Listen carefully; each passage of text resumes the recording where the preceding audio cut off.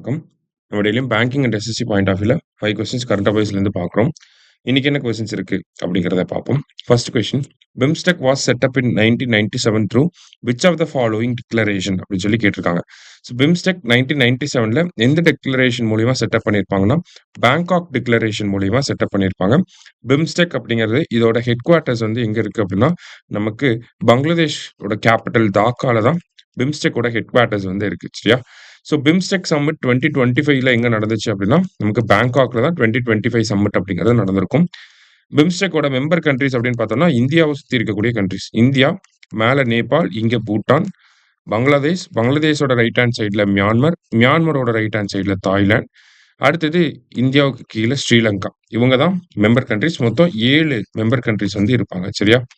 So BIMSTEC எப்படி setup பண்ணியிருப்பாங்கன்னா, Bangkok declaration மூலியமா செட்டப் பண்ணியிருக்காங்க. அடுத்தது, consider the following statements. Regional rural banks act was passed in 1976. அதாவது ஆர்ஆர்பி எப்ப செட்டப் பண்ணாங்க அப்படின்னு கேட்டா 1975 அப்படின்னு சொல்லணும். ஏன்னா ஆர்ஆர்பியை ஆர்டினன்ஸ் வந்து சென்ட்ரல் கவர்மெண்ட் கொண்டு வந்திருப்பாங்க. அதை பேஸ் பண்ணி தான் ஆர்ஆர்பியை 1975ல கொண்டு வந்திருப்பாங்க. அடுத்தது இந்த ஆர்டினன்ஸ் ஆக்டா மாறினது எப்போன்னா 1976ல தான் மாறி இருக்கும். சரிங்களா? நரசிம்மம் கமிட்டின்னு சொல்லுவாங்க. ஓகேவா? Narasimham committee on rural credit, அவங்க தான் இந்த ஆர்ஆர்பி அப்படிங்கிறது ஒண்ணு தேவை அப்படிங்கிறத சொல்லியிருப்பாங்க. ஓகேவா? இதை ரெக்கமெண்ட் பண்ணது யாருன்னா நரசிம்மம் கமிட்டி. இந்தியாவை பொறுத்த வரைக்கும் முன்னாடி 196 ஆர்ஆர்பி இருந்திருக்கும். அதை 43 வந்து இப்போ நம்ம கன்வெர்ட் பண்ணிட்டோம். சரிங்களா? இப்போ currently there are 43 regional rural banks in India அப்படிங்கிறது கரெக்ட் தான். இந்தியாவிலே எந்த ஸ்டேட்ல அதிகமான ஆர்ஆர்பிஸ் இருக்கு அப்படின்னா, ஆந்திர பிரதேஷ்ல 4 ஆர்ஆர்பிஸ் வந்து இருக்கு. சரியா? ஸோ போத் கரெக்ட் அப்படிங்கிறது தான் கரெக்ட் ஆன்சர்.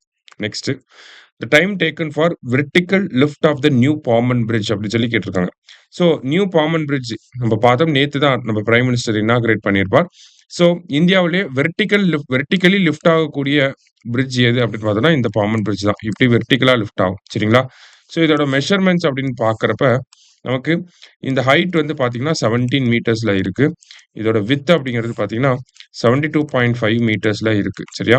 ஸோ டோட்டல் அந்த ரயில்வே ட்ராக்கோட டோட்டல் லென்த் பார்த்தீங்கன்னா 2.08 கிலோமீட்டர்ஸ். ஓகேவா? இதுல முக்கியமான டேட்டாஸ். இந்த லிஃப்டிங் அப்படிங்கிறது ஸ்கேடா டெக்னாலஜி மூலியமா ரன் ஆக போகுது. ஸோ லிஃப்ட் பண்றதுக்கு எவ்வளோ நேரம் ஆகும் அப்படின்னா 5 மினிட்ஸ் 30 செகண்ட்ஸ். கீழ இருந்து மேல கொண்டு போக 5 மினிட்ஸ் 30 செகண்ட்ஸ். மேல இருந்து கீழ கொண்டு வரவும் 5 மினிட்ஸ் 30 செகண்ட்ஸ் ஆகும். சரியா? அடுத்தது, which of the following country awards the Fred Darington sand master award அப்படின்னு சொல்லி கேட்டிருக்காங்க. ஸோ இந்த Fred Darington sand master award அப்படிங்கிறது பிரிட்டன் தான் கொடுப்பாங்க. ஃப்ரெட் டாரிங்டன் அப்படிங்கிறவர் இவரோட 100th ஆனிவர்சரி வந்து பிரிட்டன்ல செலிப்ரேட் பண்ணாங்க. ஸோ இவர் வந்து ஒரு ஃபேமஸ் சாண்ட் மாஸ்டர். ஓகேங்களா? மணல் சிற்ப கலைஞர் அப்படின்னு சொல்லுவாங்க. ஸோ இந்த Fred Darington sand master award அப்படிங்கிறது இந்தியாவை சேர்ந்த ஒருத்தருக்கு கொடுத்துருக்காங்க.